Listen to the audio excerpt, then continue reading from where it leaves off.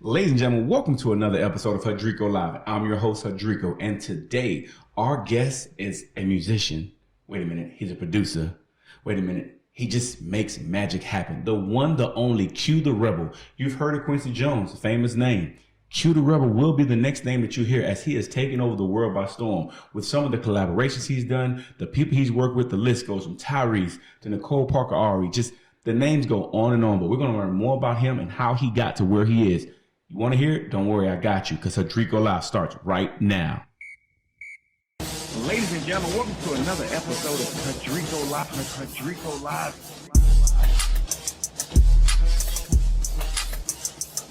Hudrico Live. Hudrico Live.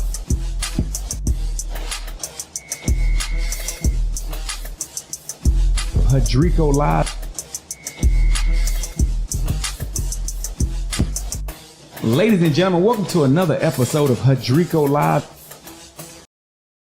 Ladies and gentlemen, our guest today is the one, the only, Q the Rebel. Q, how you doing today, baby? I'm doing a little bit better than amazing, bro. A little bit better than amazing. We got to write that one down. A little bit better than amazing.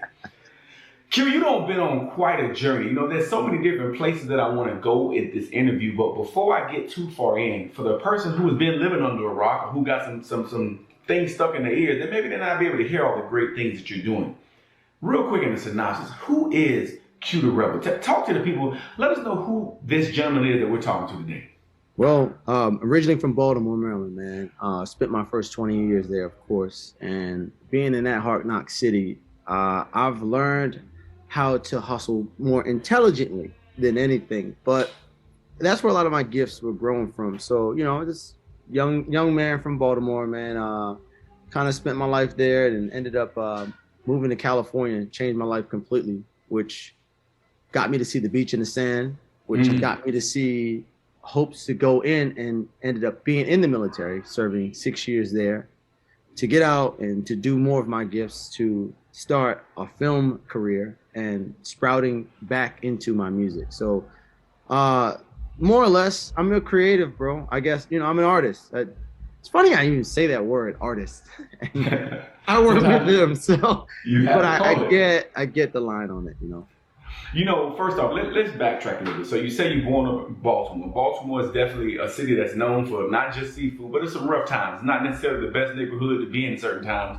So to get out of that situation, because a lot of people, especially in the African American community, always make excuses from what they were exposed to. And they say, well, because I was born here, because I did that, this is why I'm only doing this. But you shot past that and ended up joining the military. Now, if I'm not mistaken, you said you served for 6 years, correct? Yep.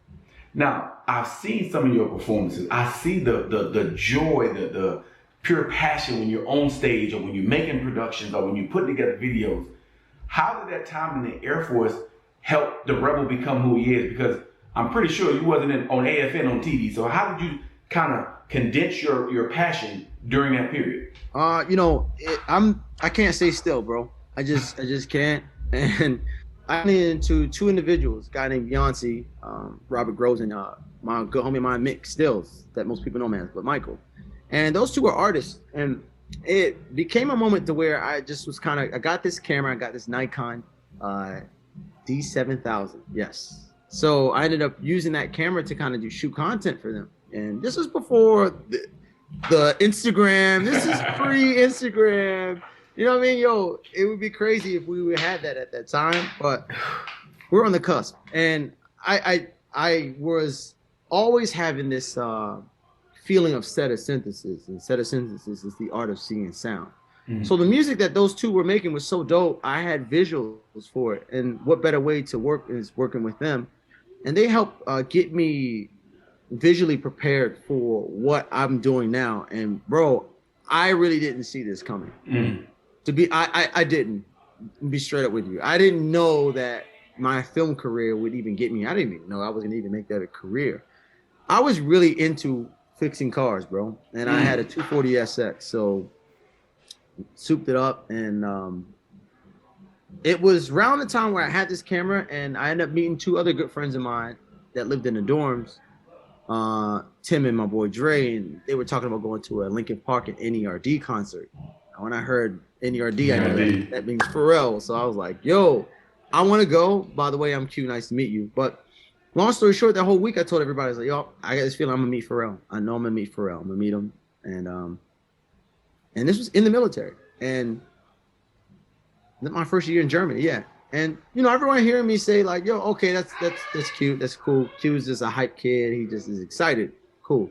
So I had this feeling. I knew I was gonna be on stage with him, and I said, "Yo, I'm gonna be on stage with him, and the spaz song is gonna come on, man. I'm gonna dance out, whatever."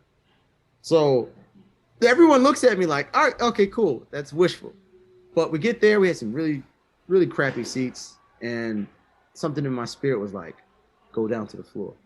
So I had to figure out a way of getting down to the floor, and I ended up getting down by telling this guy. I flashed my military ID, and I was like, "Yo, look, I can get deployed anytime. This might be my last moment to see him." I wasn't lying to him, you know. Technically, you weren't. No, and I did deploy. So it's like he felt some sympathy, and he was very empathetic with my response, and let me on the floor, bro. So I'm on this floor, and he's getting on stage in 5 minutes. So I'm figuring out how can I get to the stage, and I'm like, I yell some random girl's name, Jessica. And they're like, "Who are you calling?" I'm like, "Oh, it's my wife. She's up front. I got to get her to get out of here." That's smart. I mean, it was like, I felt like Moses because the Red Sea was parting and I had a clear entrance to the front. But by the time it happened, he gets on stage, it's crowded, everybody's going crazy.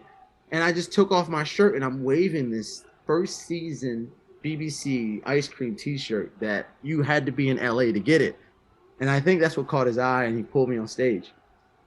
Bro, you want to talk about a life-changing moment? The fact that I manifested that the first time, that was the first time in my life that I acted on manifestation. The first time. And it was that moment, me being with him and looking at him on stage and being on stage and like saying, "Was geht ab, Dusseldorf?" And that crowd went so nuts. But that was God telling me like, "Yo, my son, congratulations, tonight I'm going to give you a taste of what your life can be, but you're going to have to work for it." And that's the message I got out of that whole night. Changed my life, bro. I mean, I met my hero. That is a life-changing experience when you can meet your hero on the first shot and you told everybody. Yeah. It was so much going through my head. I think my two friends at that time their brains was like scrambled, like, "Yo, this kid really said that and really did it." And he really did it. Yeah, and that was the start of everything. That's when I knew I could do anything, you know. And I told Pharrell, I was like, "Yo, I'm gonna see you again." Sure enough, that did happen. But it was that moment. That was NERD and Linkin Park when they had that concert in Dusseldorf. Changed my life, bro. Changed my life. I sold my car. I told you I had a built 240 SX. I sold everything. Everything I owned, I sold it.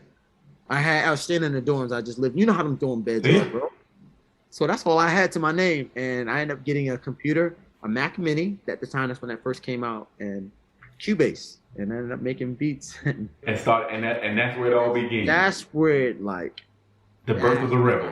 Yeah, I was like, that's it. That was the birth of the rebel. Yes. That was the birth of the rebel. So the birth of the rebel, I mean, to have that type of experience, and I know your friends probably like, who the hell is this kid that gonna just say he's getting on the stage and then he gets on the stage? Now, that might have been the catalyst that started you, but the mindset that you had to have, because once you got out of the military, you moved to LA, correct? Well, I moved to Orlando. And so this is the birth of the film career. I went to Full Sail to get an engineering degree, and I ended up meeting some really cool people, bro. And it's funny, I hardly use the craft of engineering as far as like as a job, but I use it every day doing my music composition. So I definitely gotta give Full Sail props, bro. I learned a lot in that school, man. And but I got out of there, and then I just was looking at myself, and I was like, all right, I was working part-time at Apple and just kind of sorting things out. And I went to a show for Talib Kweli and the Lox, and I brought my camera, and that's when I met Kristen. Yes, DJ MK. I met Kristen. I met MK and Brittany Elise, who was doing promo for 104.5 The Beat. And when I got with those guys, they brought me on and believed in me and let me do all of the radio stations events and shows at Beecham. So if you do shows at Beecham, who comes to those big clubs? Artists. Big Right. artists. And I have a camera. So me and my guy, Joe Edward, like he was helping me edit. We end up tagging together and we were flipping content. This is when Instagram was 15 seconds. So I was getting out content so fast to these guys.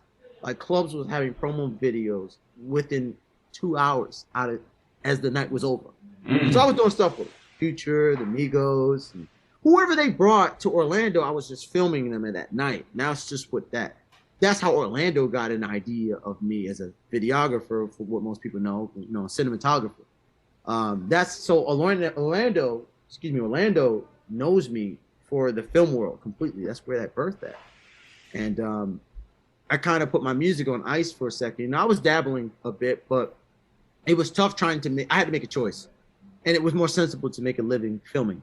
But I loved it, bro. I loved it. That's what was cool. And I loved it. And I had experience in Germany because I was filming for so many other people. So, when you step out and do something you love, there's like a different type of passion. To me, when you're doing something you love, it's not work anymore. It's not a job. It's truly a good time when you get in that project and you get to where you want. But now, everybody, he may be being a little modest. He named these names, and you think like, okay, well, maybe you did a promo video for them, but you didn't really meet them. No, that's not the case, my man here. Q, if I start listing off the people that you don't work, Dame Dash, Rico Love, Nicole Ari Parker. I saw the shout out she gave you on Facebook, basically dubbing you the next greatest thing. Tyrese Gibson. The list goes on and on, but you know what? There's nothing like that first one. There's nothing like that first big time celebrity that you work with. Who was that individual that was that first one for you, and what was that experience like? He's right up there, like okay, point right there. Okay, and it's Rico. Okay, my bro, like, man, Rico, like I can really honestly truly say that's like a brother, like that. He knew the day I got on his tour bus in Orlando, and I got referred through by a guy named Dizzy Cleanface. God bless him, because if it wasn't for him making that connection, I would have not met all these people, would not work with all these people. That started my industry career. So I jumped on tour with Rico on this bus, and I was working for Apple. So I essentially had to quit. I literally told these guys, I was like, hey, I'm going on tour. I mean, can I get like a terminal leave? And they wasn't really trying to give that to me. So I had to make a real choice. And bro, my daughter's 2 years old, homie. No. So I'm leaving a job with benefits because Apple's they pay you pretty good. So I'm leaving this to take a chance on filming in the industry. And I got on that bus with just my suitcase and my gear and my computer. That's all I needed. How did you get over that doubt? How did you get over that? And that's a great point for the viewers that are watching, because we all reach these points in life where we think common sense is telling us we can't do something. You said you had benefits, you work for Apple, you have a child. As a parent, listen, I know that Mufasa feeling to make sure that your baby got everything that they need. But how did you get over that apprehension and say, you know what? I'm going to step out on this faith. I'm going to step on this limit. I'm going to bet on myself. I think that it's interesting because at that very moment, I can say logically, I was thinking, well, I'm making on average $140 a day, right? In my head, I'm looking at hourly, but I'm like, yo, I'm spending 8 hours at this place. And then I did a video shoot for someone, and I charged them $1,500, and I'm like, damn, well, I shot this video one day, and then I edited it for 2 days, so I spent 3 days, and I made as much as I would have made before. So I was thinking in that logic, because my time was important to me. However, because I knew what time was valuable for me, I had to break this fear of dependency and say, yo, I don't care. I bet on myself. 10 times out of 10, I just looked at myself in the mirror. I was like, yo, you got to bet on yourself. Today, you got to do it, regardless if you don't get paid or not. And that's something that people think that, you working with these people and celebrities, I'm fit to make all this money. Yo, I wasn't thinking about money, bro. I was thinking, this is time for me to show if I can curse, show my ass. Yeah, sure. Right. Let me show my ass off right now and let these people know that this legend, Rico, that he gonna look so fly on every video that I did. And sure enough, but I wasn't just making dope content. I was getting it back to him within 30 to 45 minutes, my right hand to God. I was so fast filming these videos. And I would do like these one shots and these steady shots when you get on stage, and people are like, yo, how does he have a promo video already just off the stage? Like, we're just home and he has. So I ran into French Montana. He kind of dubbed me this Mr. Next Day nickname. Okay. Because I was flipping videos and I was getting them back the next day. So it was cool, man. It was cool. And that's what that tour with Rico Love and Monica, they did. It's called the Code Red Tour. It changed the trajectory of how to work with these great people, and also them trusting me with their image with their and product. put it on their platform. So essentially, you're getting your own platform. It's your time to really show off and show the world what you do, but you have to love doing it. And I was in there loving it, bro. I was loving what I was doing. I mean, when you look at the wall behind you, I mean, you can see this depict many people that you have kind of came through and met with your career. You've had the chance to work with some outstanding people, but that doesn't happen without work ethic. That doesn't happen without dedication. That doesn't happen with a conviction that you can be the best. Now, you were doing the videography, but you play the piano. I mean, how many instruments do you play? I know you play a multitude of instruments because that artist side of you is still there as well. So how did you balance the video production side with being an artist? How did you make those two mesh? Well, again, that's that set of synthesis, bro. Singing sound, man. Like I always had that when I was young. I just had no idea what to call it. And I was really terrified to tell like my family members and my friends, like, man, like I would hear the light bulbs in the schools, those long fluorescent lights. Yes, they would buzz in the key of F. And I knew that, but I would say, if I would tell people this, they would like, what? But it has that, you like, and I'm like playing my saxophone in my head. That's how I learned how to have perfect pitch. Because I played my sax so much, I would hear my notes on the sax, and then I would match it to what I'm hearing.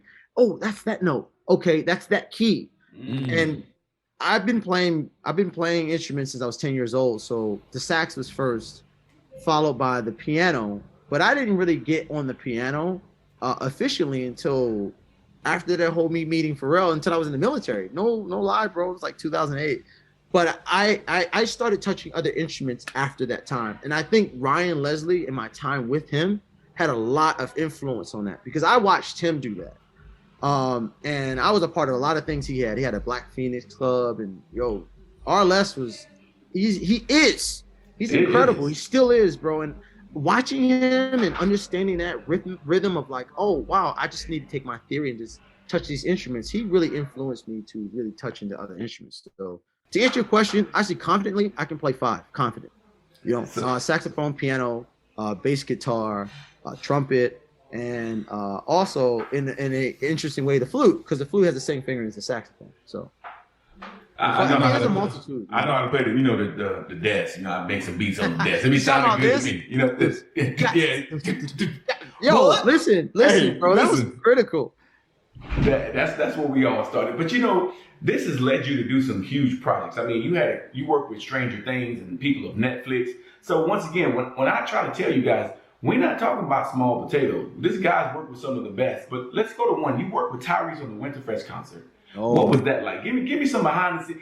Us in the military, we talk about Tyrese because he got promoted so fast and transformed from tech sergeant to chief. But what was it like working with Tyrese? He's probably one of the best people I've ever worked with, bro. I'm gonna be honest with you. And to share a very short story, long but short, but I would say 2 weeks from today, last year, bro, I ain't really had much, man. And I was just trying to get myself acclimated in LA. Actually, not last year, 2019, excuse me. I don't even count the Corona year. It just goes by.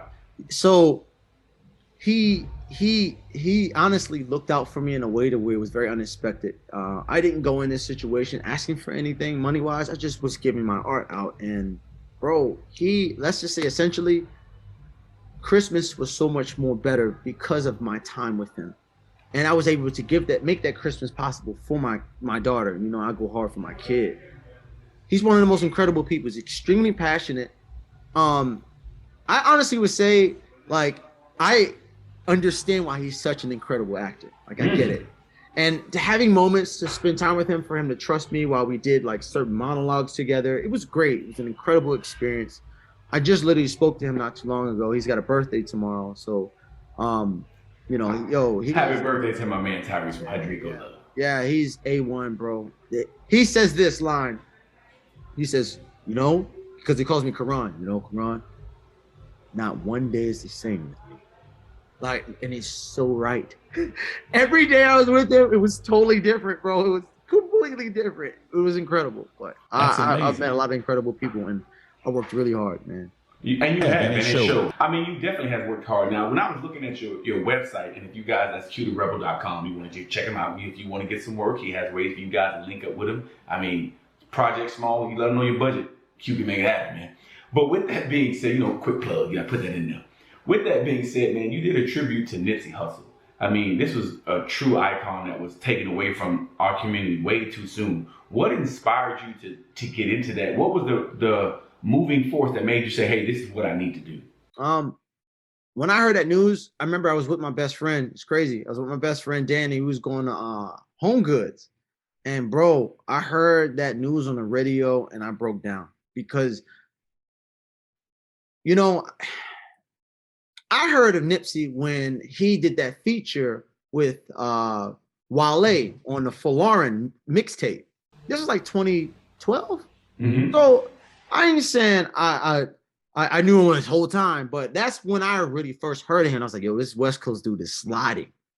Bought all his tapes, even bought that $100 mixtape because I just loved his hustle. It was his hustle that attracted me to his artistry. So when I heard that, it hit me. It hit me. And then I'm like, I live in LA. I'm going to go take my talents down there and I'm going to go pay my respects. So I mourned through filming that. Mm-hmm. I've learned to cope with a lot of my emotions through my art. And I mourned making that. And I wanted to give my art. And I love that I did that. So that's what influenced me, bro. He was one of the most influential people. And I wish I had the time to work with him. I wish I did. I knew someone close to him that was really, I knew someone that was really close to him, excuse me. And he was trying to line it up for me. Like literally like the next week, but he passed away. So, and it's all good. It's all good. But I'm glad I did that. So that was from the heart, bro, Well, it's definitely good. And for all our viewers, we're going to make sure we have that for you guys so y'all can check that out. So y'all can just see what he kind of put together. I'm not going to lie and portray this ultimate poise like I've had it figured out. Nah, I just didn't quit. That's the only distinguishing quality is that I ain't quit. I went through every emotion.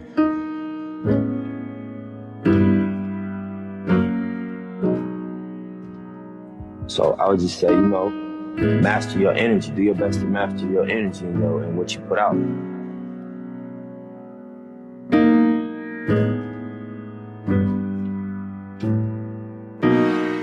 Getting shot at by the police in that parking lot, getting taken to jail, getting raided in that parking lot, to actually owning that building. I remember the owner, the master burger, used to tell us he basically wouldn't allow the members of the community to hang out at all. He would remove the seats so people had to order they shouldn't go. I remember that being young, like feeling like, how dare you? And now he's our tenant. He pay us rent.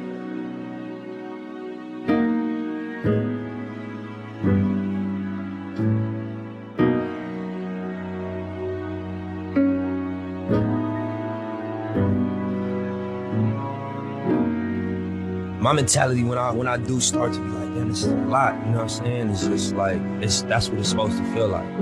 If you are going toward what the vision look like, and that's like greatness.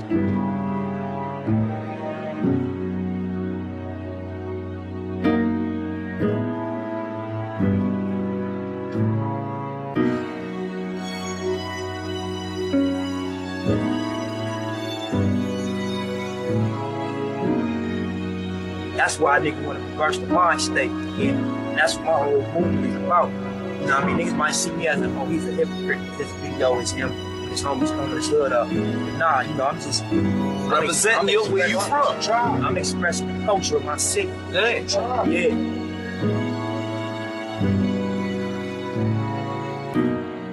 I think that what gonna separate whoever's gonna try to go for something is that you ain't gonna quit. Unless, you're gonna really take the stance if I'm gonna die behind what I'm getting at right now.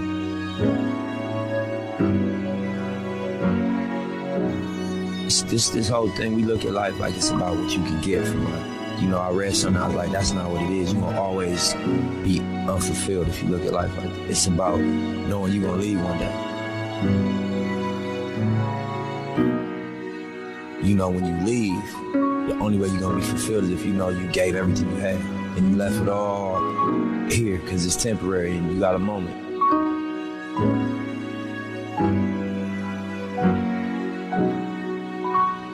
I want to be in this thing until, you know, I'm out of energy, until I don't have nothing left to contribute.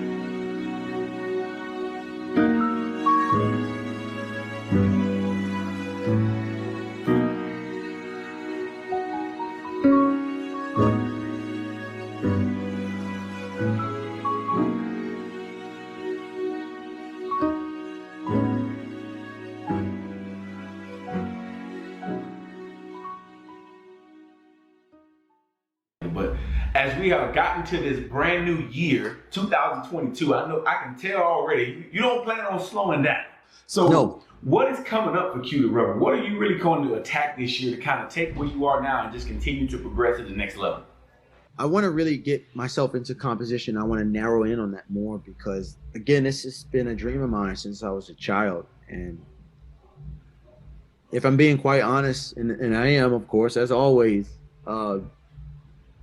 I love to execute on things that not only I put out, but I manifest in my mind. And, it goes back to that story, like when I first did that. So I love to look at myself in the mirror and go, okay, bro, what you want to do? You want to do that? All right, let's do it. And I really be like, at that moment, it's a switch. It's like, that's what I'm on. So I'm ready to give my musical talents and gifts to the world. I'm ready to immerse my music with film. I'm ready to soundtrack, and I want to be the first black male musicians, producers, filmmaker, and a veteran. There isn't a veteran film director and composer in Hollywood.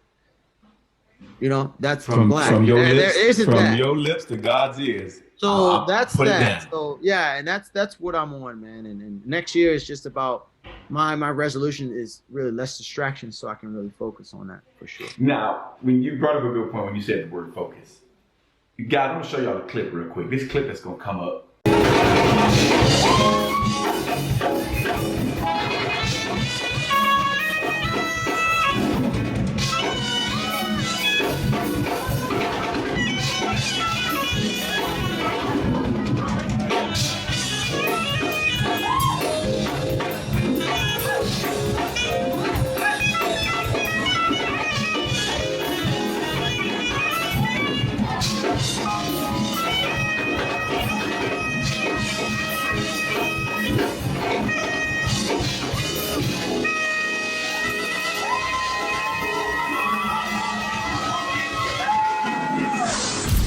You are watching a master at work.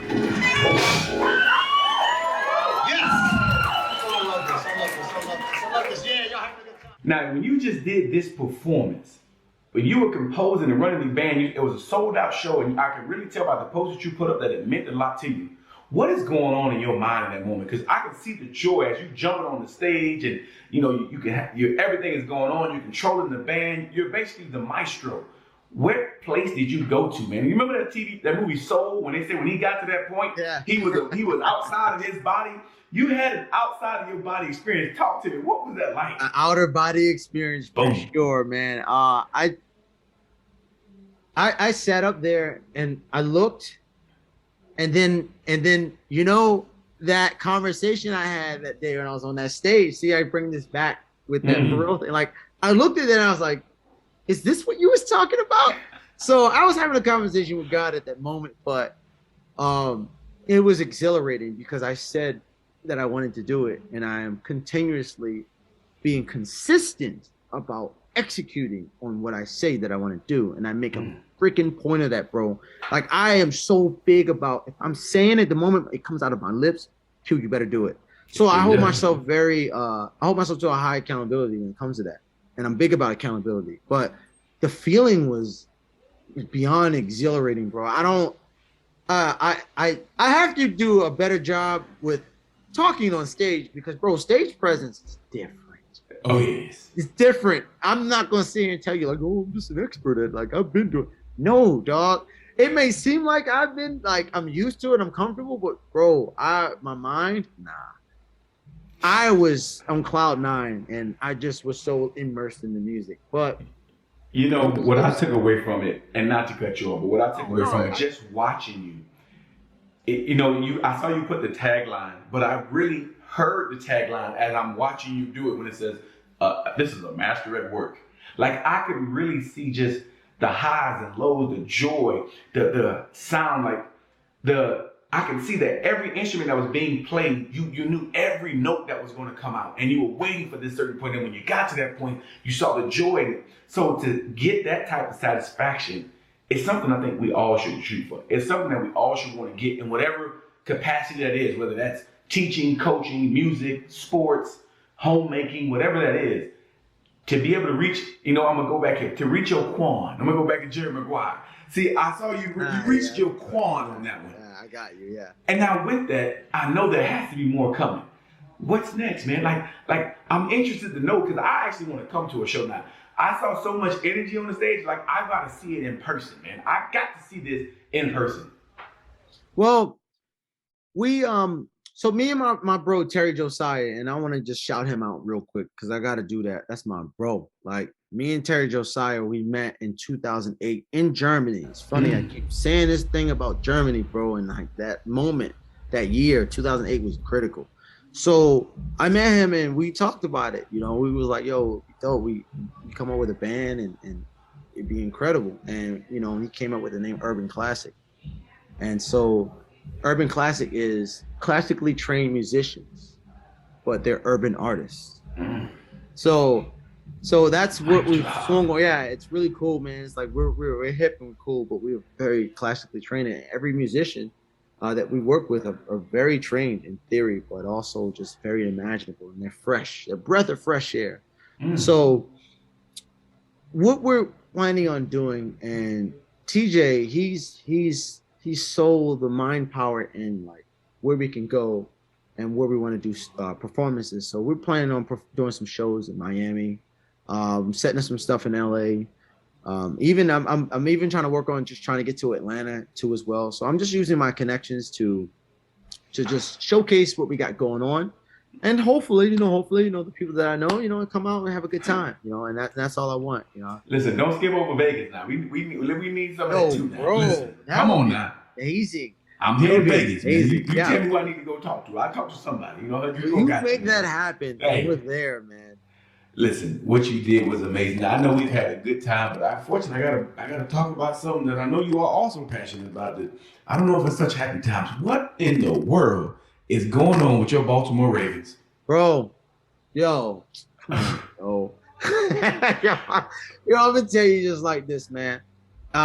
It's our organization is finally learning for the first time how to deal with something brand new, and you can't really prepare for injuries, but you got to give my squad credit, because for us to have the record that we have with over 30 players injured, like I'm talking about, they're done. And we doing what we're doing. It's remarkable. So it's credit to, John Harbaugh and the whole drafting class and like the whole program for that. They can draft really well. So what do you say to that person that says the Baltimore Ravens need to get rid of Lamar? It's not working. Chill. That's crazy. That's crazy. That's crazy, bro. I agree. He put in so much work. He's spoiling these new fans. See, I've been a fan since '96, my friend. Like, I know that John Harbaugh's brother, Jim Harbaugh, played quarterback for the Ravens. Did you know that? I did. All right, cool. You know what I'm saying? Like, I know, I've been around there. Tony Banks. You know what I mean? I know, bro. Vinny Testaverde. Like, I was there, my man. Michael Jackson. He was a wide receiver. So it's like I'm throwback. I'm an original Raven fan, but I love my organization, bro. We're a golden standard organization. We're gonna be fine, because watch this. They're gonna pay my man Lamar his money. They should give him $265 million. Okay. And I see that they're gonna give him a short contract, like 4 years, 5 years. And what they're gonna do is they're gonna do what they do well. Get a lot of drafts, draft young linemen, draft young D linemen, and we straight, bro. We straight, bro. So the Ravens are good. We can fine. They just don't need to play him. They just don't need to play him Ooh. I don't want him to play him at all. To be Ooh.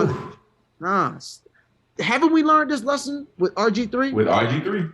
Trying to get him back out there too soon. Nah, chill. And to be honest with you, I was very impressed with your backup, Huntley. Huntley. He's doing this thing. So honestly, I think he does a very good job. So y'all heard it here first. The ratings are going to be good, but this leads to what they call the final timeout. For the final timeout, listen up, ladies and gentlemen. One thing we learned here today is the power of manifestation.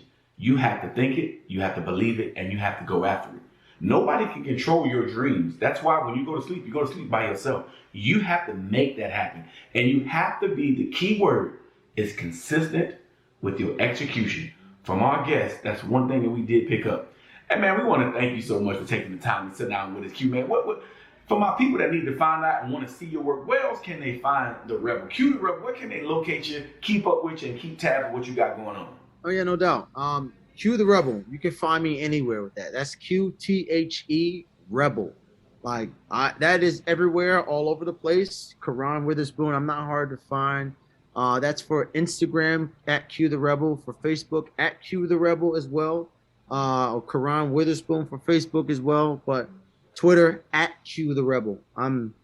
It's consistent. Again, there's that word, consistency. Boom! Just that quick, it came back. Yeah. Well, we want to thank you so much for taking the time, and ladies and gentlemen, that is another episode of Hudrico Live. Boom! In the books.